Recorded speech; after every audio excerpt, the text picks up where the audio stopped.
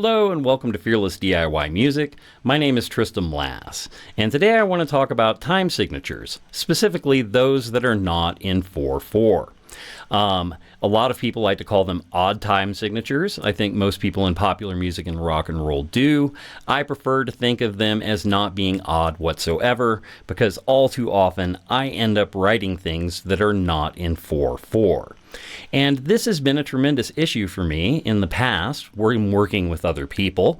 Sometimes, it's like, I'd go into band practice, have a new song, show everybody, and they're just kind of like, okay, well, we can't quite find where to begin and end that bar, and just having difficulty with it.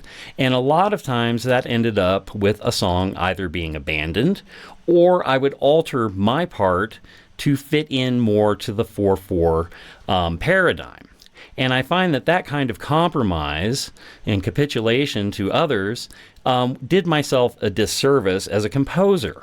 So if you are a composer and you happen to inadvertently write things that are not in 4/4 all the time, you should feel good about yourself because you're adding flavor.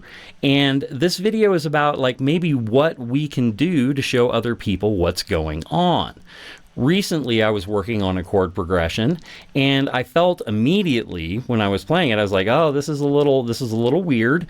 I tried to kind of square it off and make it fit into more of a standard 4/4 feel, and it didn't work out. So I kept working on the bit, and it ended up being in 5/4.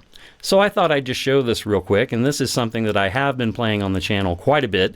If you've seen any of my recent demos over the past couple months, or me just playing in general, because I really like it. So I'll grab my guitar here, and we'll go ahead, and I'll play it for you.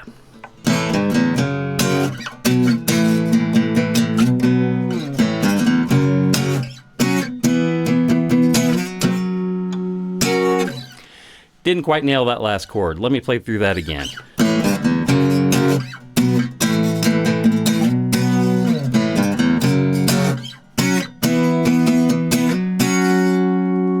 There we go.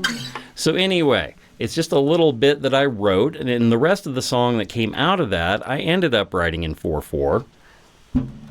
But that's the part that's truly interesting. And what I found, I identified it as 5/4 when I sat down to do the drum track, as I said. And I was like, oh, okay, there's an extra beat in there. So it's 5/4, easy enough, programmed it up, and I'm good to go. But if you're working with other people, it would behoove you, if you have something that you think or suspect, or you actually just know right away is not going to fall into the usual 4/4 patterns, you should sit down with your drum sequencer, figure it out, be you a keyboardist, a guitarist, a bass player, whatever, and kind of go, okay, now I can show people and explain to them exactly what's happening with this piece of music. And I just think that it is better to keep all that oddness or quirkiness, or that, as I like to call it, flavor in your songwriting. So that's why I made this video. I hope it's helpful to people.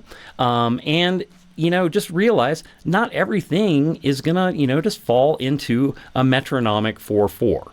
And that's a good thing, because that's where all the beauty and the creativity of music lies.